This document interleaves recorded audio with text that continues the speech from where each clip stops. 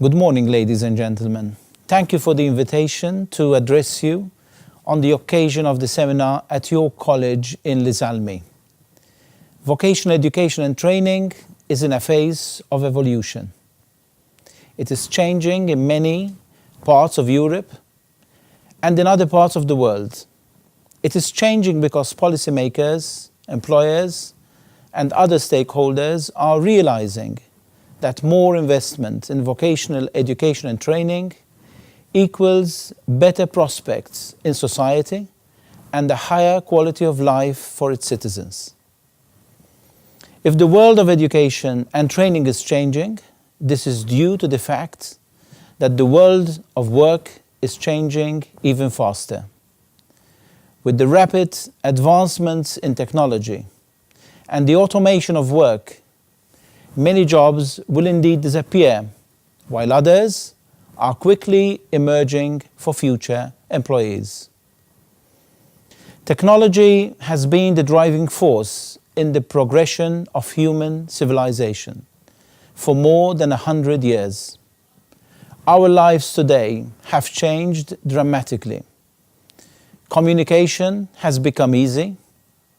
Mobility, a phenomenon which is changing the way we live and the way we think, and therefore education must somehow respond to these changes occurring outside the sector. The huge challenge that education and training is facing today can be captured in one word: speed. The speed of change, the speed of communication, the speed by which ideas are being shared and evolve, and the speed by which young and older people are learning new skills and new competences. Schools, colleges, and universities have lost their exclusivity of teaching and learning. People can learn everywhere and at any time. The combination of knowledge and technology is rendering our lives a struggle to cope with the pace of activities and events that take place. In response to these changes in society, education and training has responded way back in 2002 by the so-called Copenhagen process, which has had two other milestone events in Bruges in 2010 and in Riga in 2015. The Copenhagen process is, however, a slow-motion event compared to what is happening in the world of employment. Reforms in education and training are slow at European level and slower sometimes at national levels. But countries differ enormously in Europe when it comes to vocational education and training.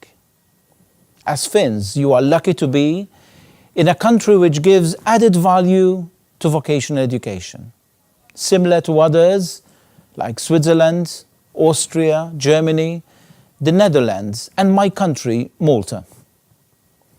If you were to measure the success of vocational education and training in society, look no further than the unemployment rate of younger people. You will quickly realize that low rates of unemployment reflect a more even spread of capacities in the future workforce of that country. This is what the fourth industrial revolution demands out of our education and training systems. All persons, I believe, have the capacity to learn new knowledge, new skills, and new competences. It is up to the educational systems to ensure that the right learning environments are created to welcome the various talents of the population itself.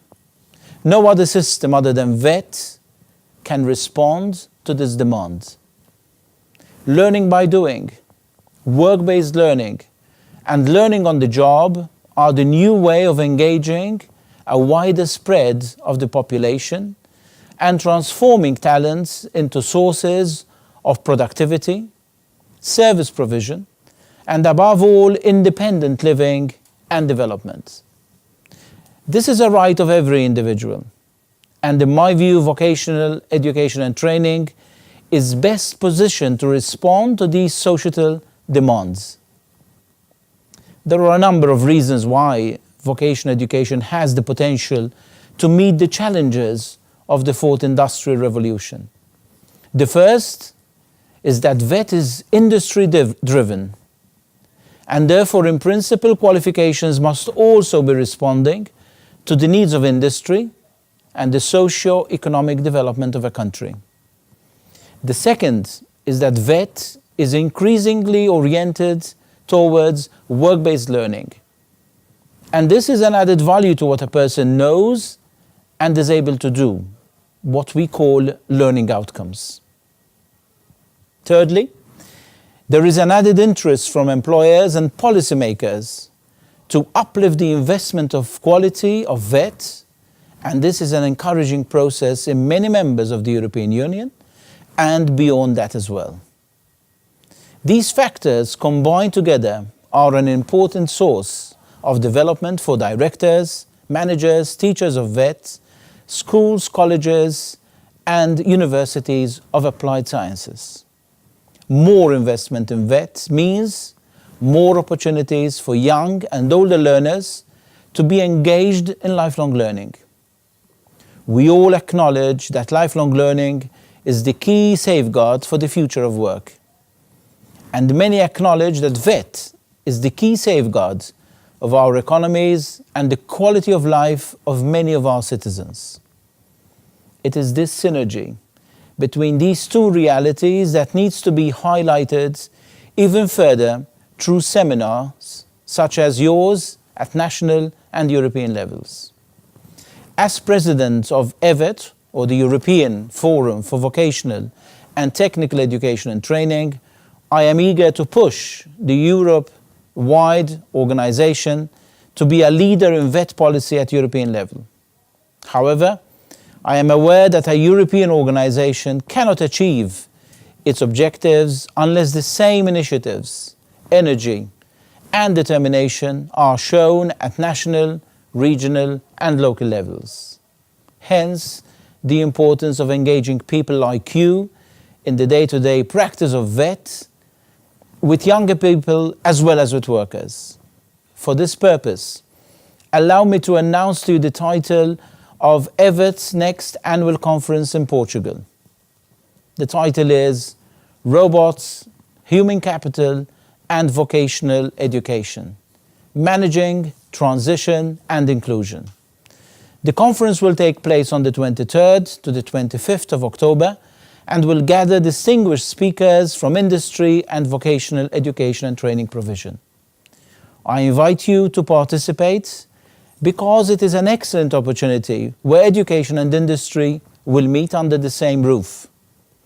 This is the kind of dialogue that needs to be enhanced between the world of education and the world of employment.